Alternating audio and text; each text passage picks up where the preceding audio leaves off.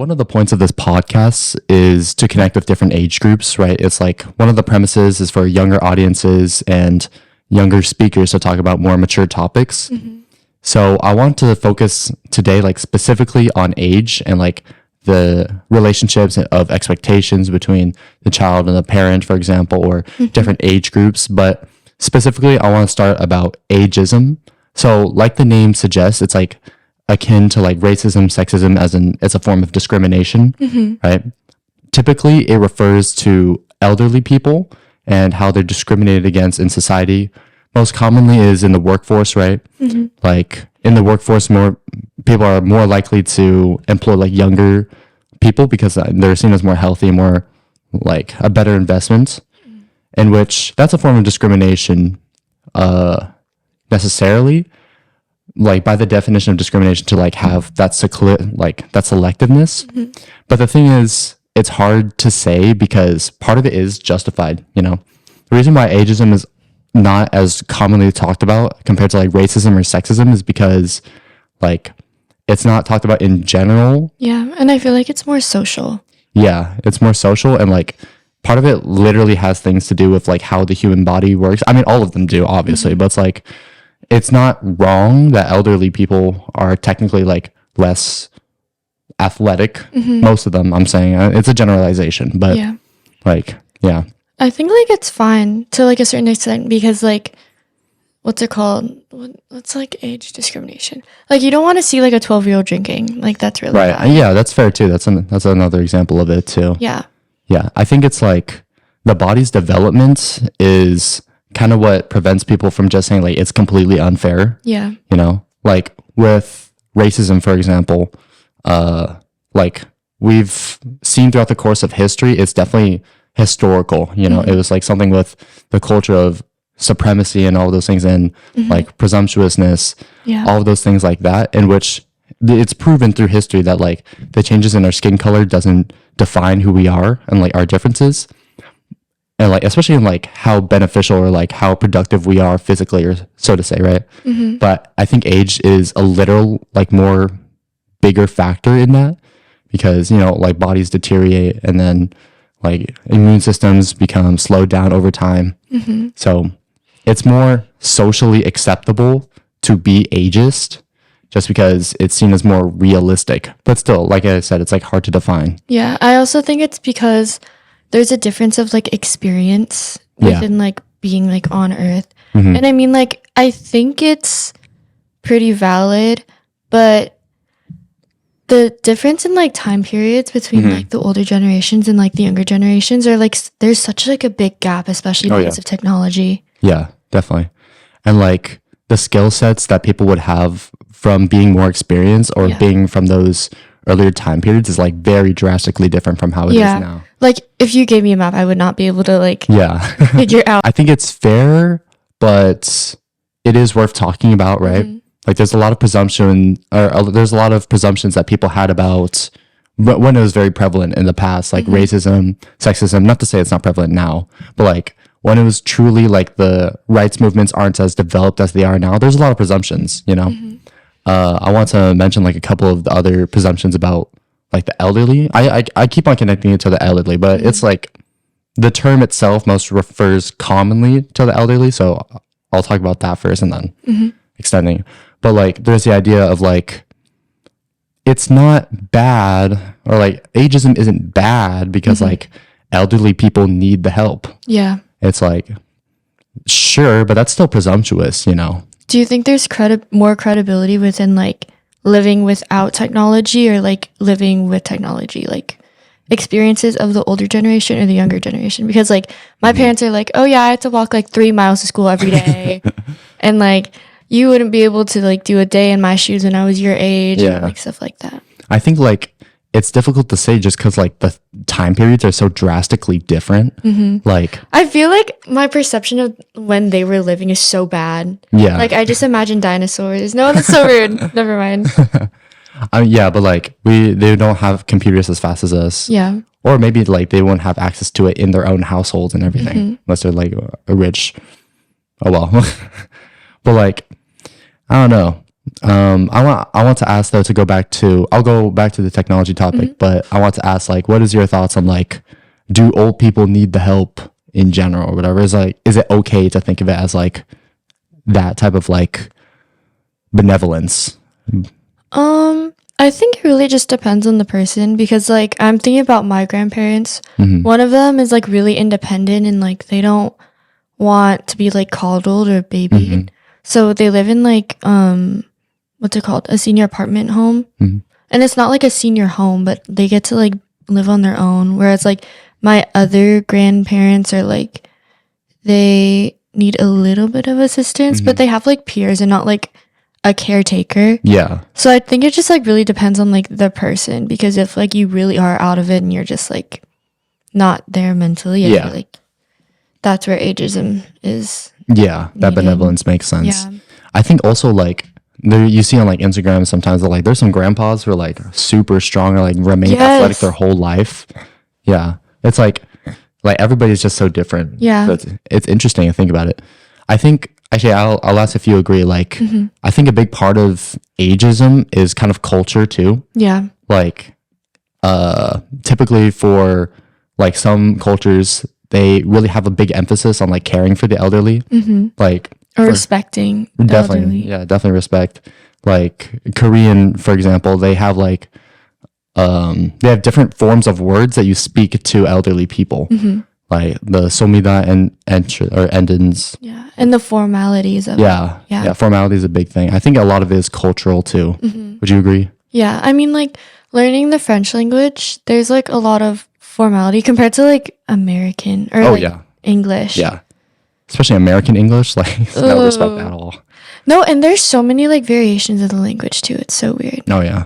But like it's like I feel like it's more than just like a language barrier thing. Like people in the UK, like I don't know, maybe I've watched too many movies, but like sure, their slang goes crazy, and like sometimes respect for elderly goes different ways. But I think that can apply to America too.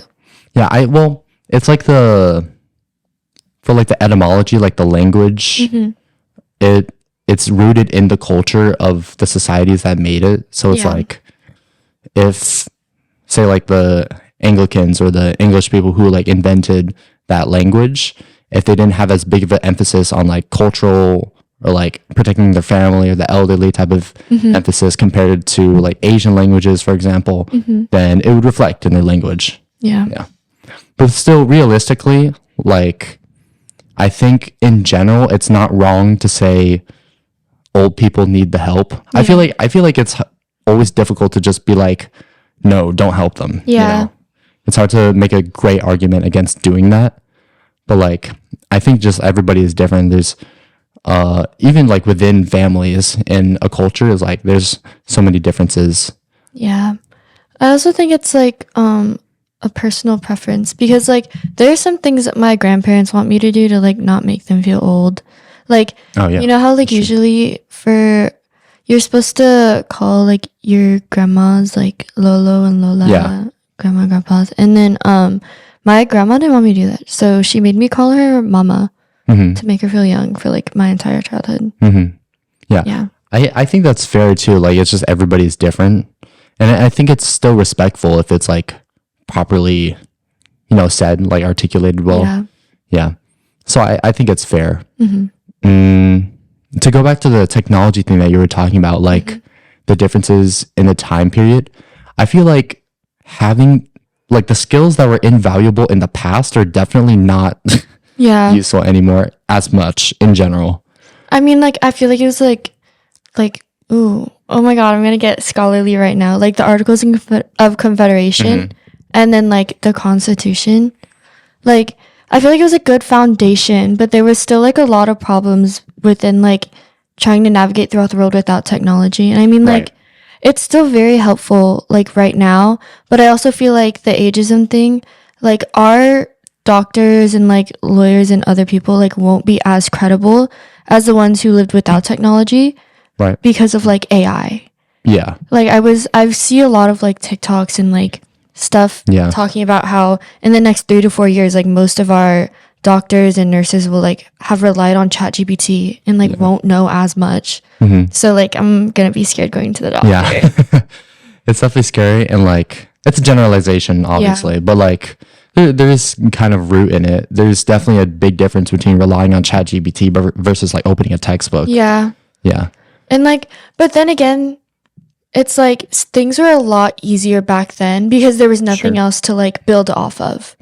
It really was like the foundation of like how things were made. And like it's hard to say if like doctors who are older are better doctors than who are younger necessarily, because like you know, the medical world always shifts, and like there's new diseases like COVID-19, for example, happened. Like no one could have foreseen that. No amount of experience could have foreseen that in general. And so it's like it's hard to say if those younger doctors who are, you know, have access, or everybody has access to the internet obviously, but like who grew up with that technology and like grew up throughout their college experience of medical school and like pre-med and everything with technology, it's hard to say if they're better or worse.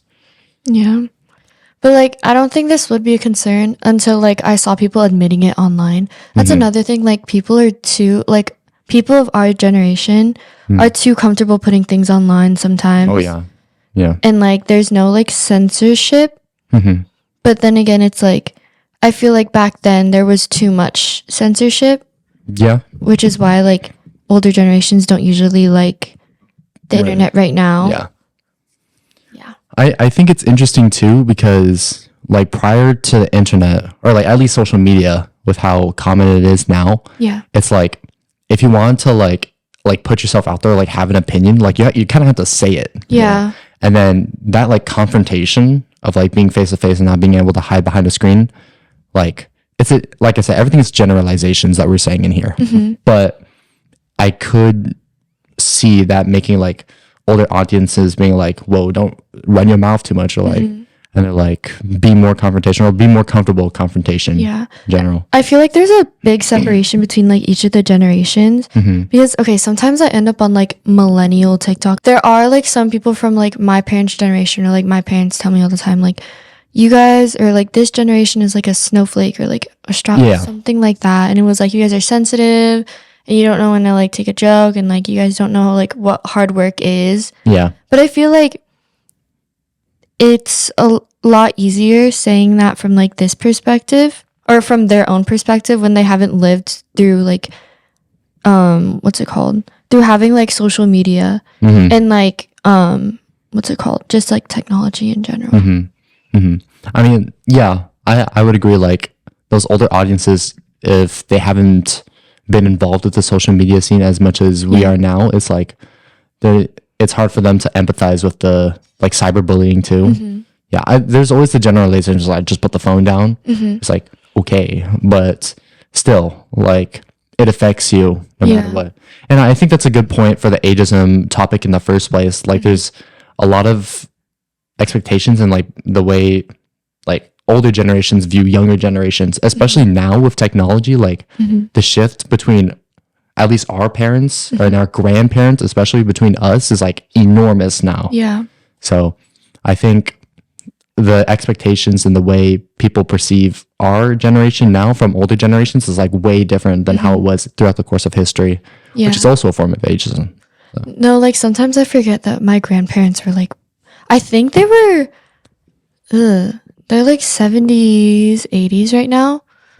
So that would mean, did they experience World War II? No. I think they were born during that time.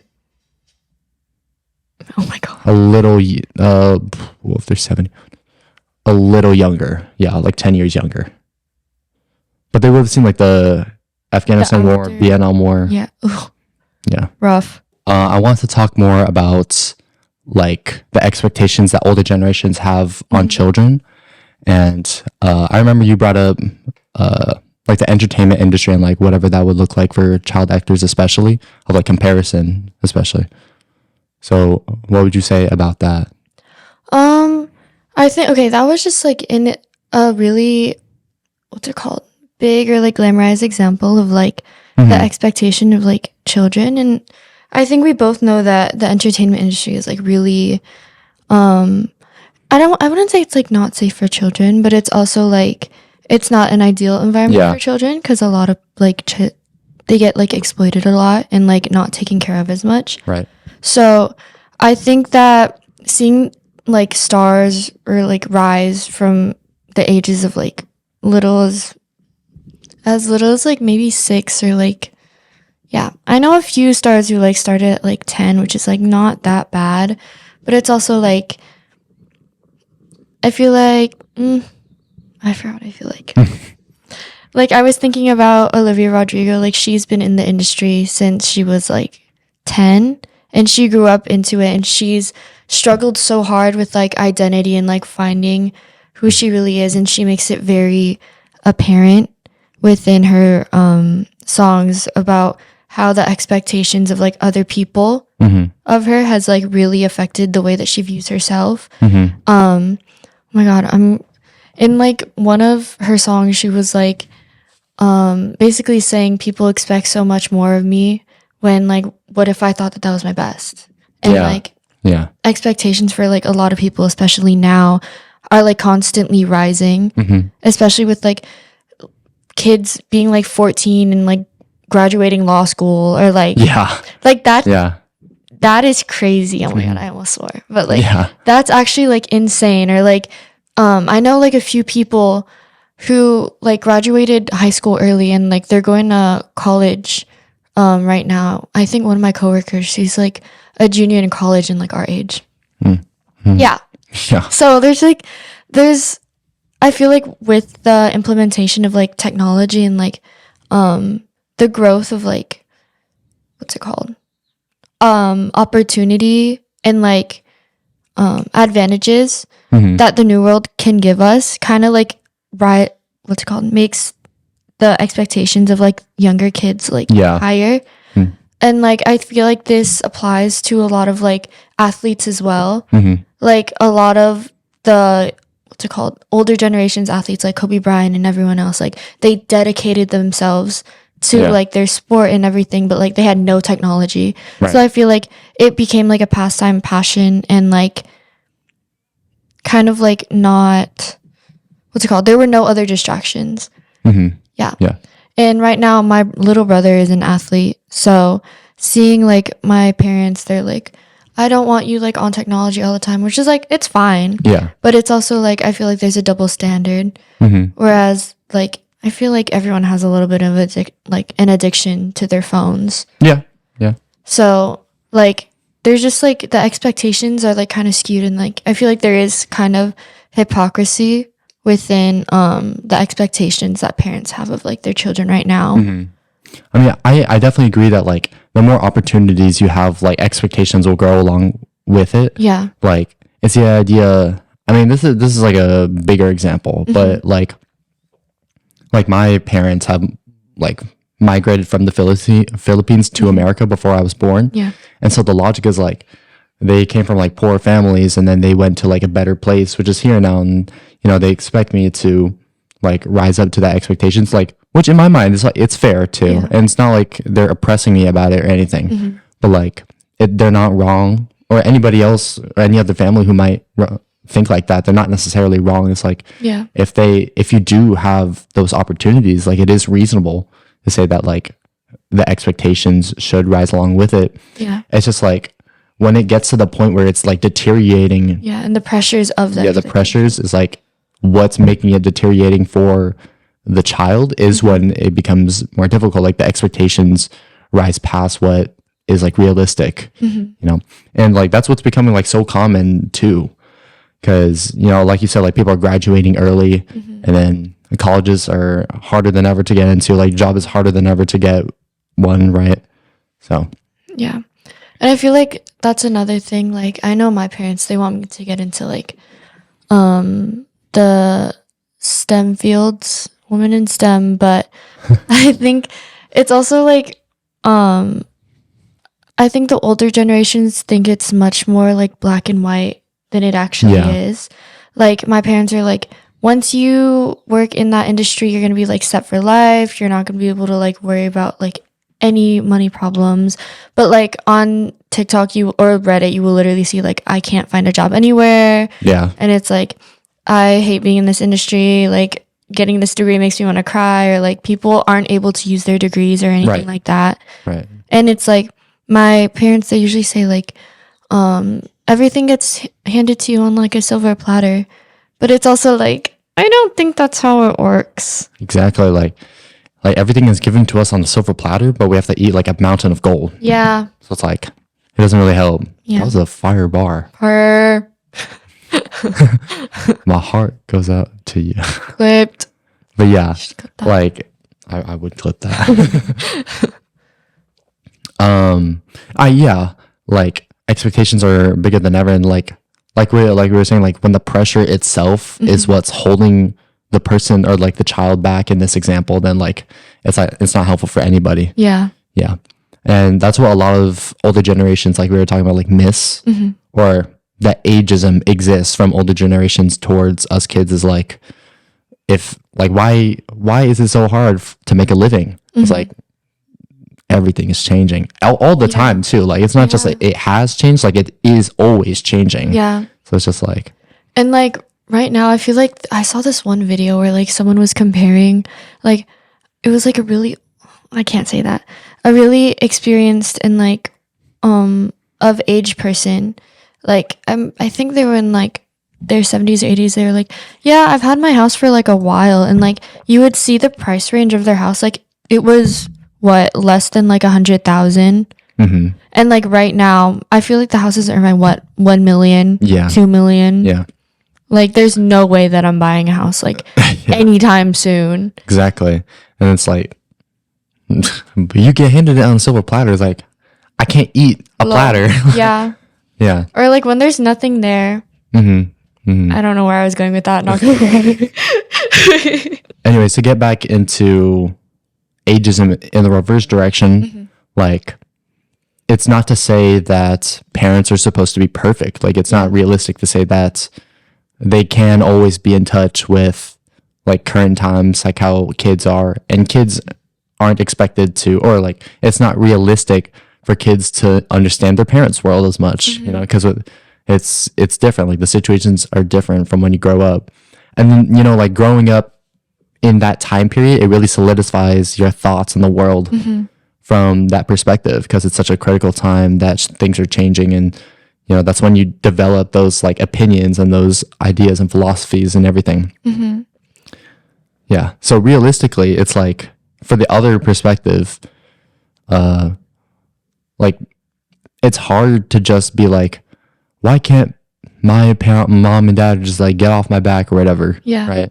Because it's not always like unwarranted, you know, like sometimes encouragement isn't bad at the base level of it. Like encouragement isn't bad.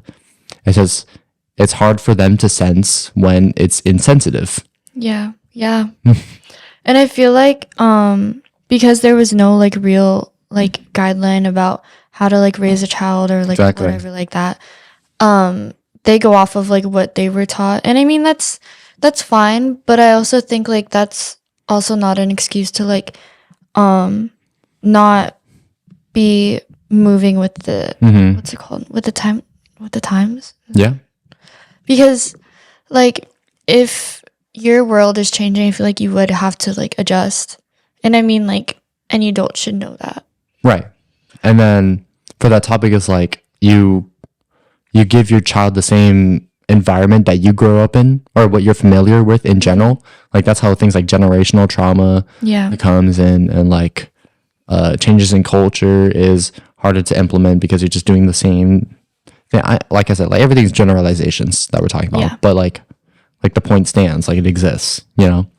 And that's what's like so difficult to just solidify and say like, this is wrong, this is right when it comes to parenting. Like we said, there's no guidelines or anything. Yeah.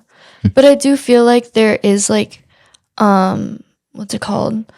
A barrier of like not wanting to like, be not like educated, but like aware. Because I feel like there are different, what's it called? Stereotypes, or like, what's it called? Things that the other side's like don't really agree upon. But I also feel like there's a lack of wanting to like know more about the other side. Yeah. Between like from both perspectives. Yeah.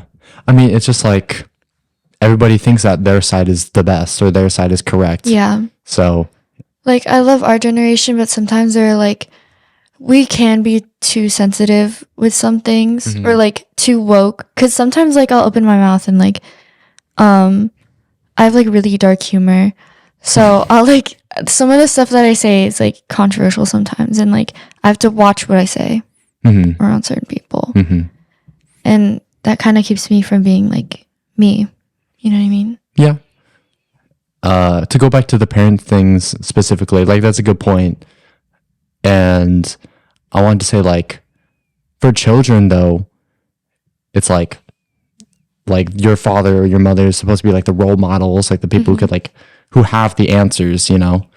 And it's like that trust that you create with that like parenthood, that parent and child relationship, like I feel like it is kind of eventually prone to just, I don't know, like rebellion, like pops up between children and parents, especially nowadays too, when it's not as socially acceptable to like discipline your children like heavily or something like that. But I also think like it really like then again it just like varies because I do see some like people in like their relationship with like their children and they just I saw this one, I think you liked it. It was this video about like how do I have this relationship with like my children. Oh and, yeah, like, yeah. I spend like one-on-one time with like each of them and connect with like all of them. And I think that's where like ageism really roots is like there's no real like connection between like the two. There's no attempt with connection. Yeah to like see each other as equals. Yeah I would agree with that too. And like I kind of want to, now that you bring that up, I kind of want to bring that up. Like for one of the reels that Ava and I saw, like how she was just explaining, there was this person on Instagram who like has a really close relationship with their children, and the children have really close relationships with each other as siblings. And so one of the questions that the mom got asked was like, how do you have such a good relationship with your children? Especially because like they're grown up, like they're all adults. And so they're saying like, how did you go through like the rebellious teen years and everything like that?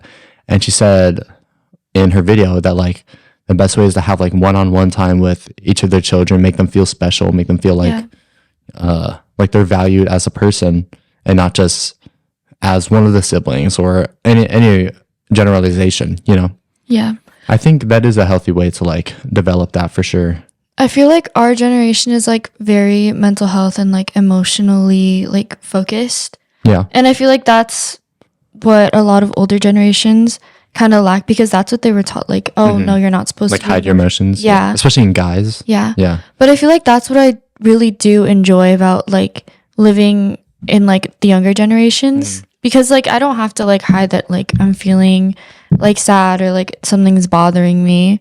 And like I did have to like break a few of those like bad habits and like it wasn't wrong for like my parents to teach me that because there are some times where like you can't be like in a professional workplace you can't definitely you can't be just like breaking down or like you can't just not do things because you don't feel like it and like I feel like that's fine to teach for like professional settings but like when you're like in the comfort of your own home or like with the people that like you trust like you should be able to like feel like emotions and like be able to feel them what's it called freely for sure. And like to bring that back up to I agree that like mental health has definitely had the biggest emphasis in this age group than like in any other age group in like previous even like up to millennials.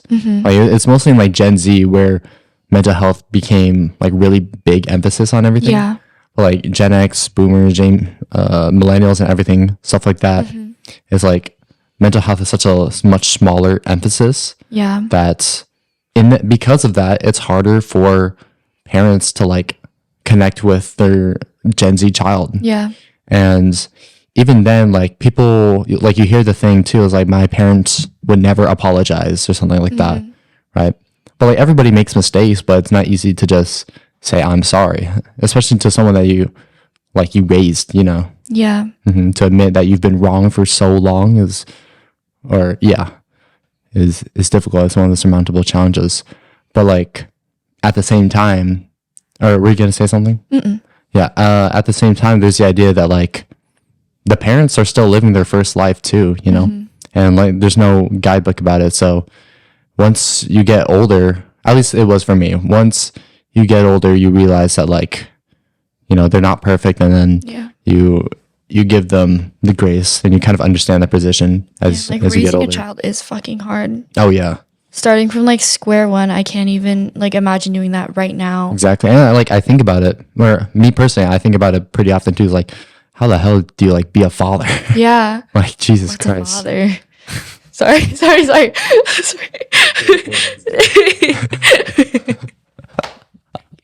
I can't. What's that? Oh my god. What's a father? I love the brain rot from our. Oh my god, I could not live without brain rot. Like that's another thing. Like our generation is like chronically online. Yeah. Like. For better or for worse. That's really bad. I mean, like I feel like older generations are like online to like a certain extent, and they have like. Yeah. Oh my god, have you seen there was like Gen X was like raging war. They were like asking millennials to like go to like internet war with like Gen Z, and it was so what the so embarrassing fun. Is that? They had filters on, like really tough filters. It's so funny. I used to go to war. I hate millennials and Gen X, but sometimes like their core is so funny. Like, oh my god. Back in our grandparents or parents' age, like, or even in less developed countries, like this still exists, like gender roles. You know, like the idea like the men are the provider, women are the supplier, something blah blah blah, like the caretaker, something like that. Yeah, that's also a fair reason of ageism in general. It's just like it's also like you could when people see Gen Z or like Gen X sees Gen Z, it's like, what's like you guys don't even know how to cook anymore? And it's like shit. Like, who set that system up? Who said, I'm sorry, but like I didn't learn because my parents never wanted me in the kitchen because like they were like I was constantly like a distraction or like a hazard because I did almost set things on fire, but like I didn't learn until like I put myself in the kitchen and was like, no, I'm staying and I'm helping. You know what I mean? And like my brother, I think he's like just starting to learn how to cook, but it's also like you can't expect things when like you didn't attempt to start him in the first place. Right. Yeah. Yeah. Like you set that system up. I'm sorry. True. And like I feel like sorry. Oh yeah, no, you can say more. I feel like that also applies to like men go to war, like women know how to cook, and it's like who set that system up? Who didn't push for that enough? You know what I mean? And then there's also, this is not the same exact example, but it's also like when people say, oh, Gen X or Gen Z millennials are supposed to solve global warming, whatever. Who set that system up? Exactly. Like, who put those fossils in the air? Yeah, I mean, there's always just expectations, and then I think it is true. Like, there's a saying that's the only man who will ever want you to be better than him is your father, or better. Yeah, who will ever want you to be better than him is his father. And it's the idea of like succession. When you go through age groups, like you're faced with the world that of the previous generation created, you know? Yeah.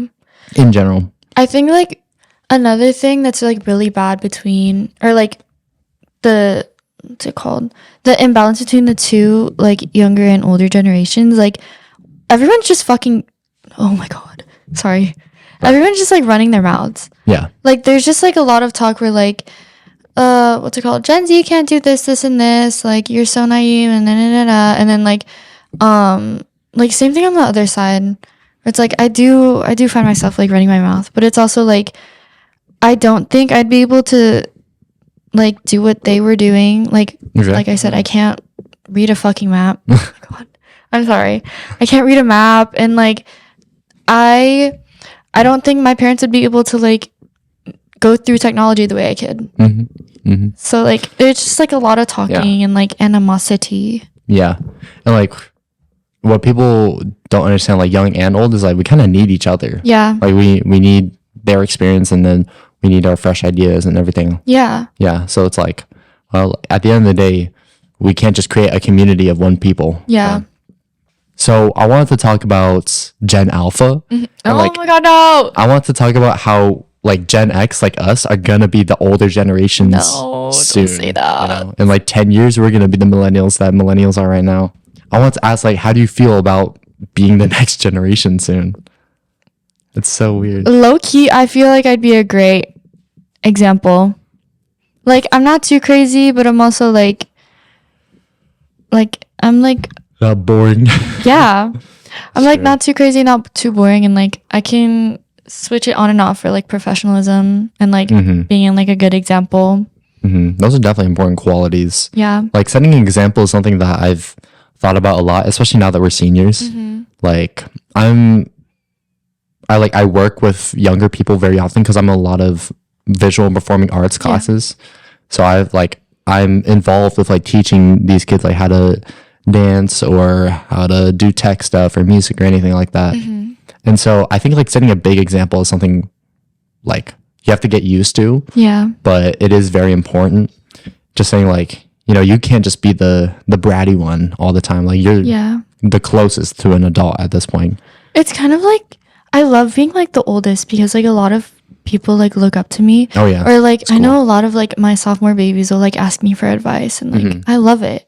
Like it makes me feel like such an older sister. But like now we're gonna go to college and like we're gonna be the younger ones, and it's just like that's a weird shift. Like it's constantly shifting between like, oh, you're the youngest, now you're the oldest, oldest. Like I think it would be kind of fun though. Really? Like go back to being the youngins. Oh God. Like, I mean, like I definitely do like being the like older brother kind of figure for a lot of people. Yeah.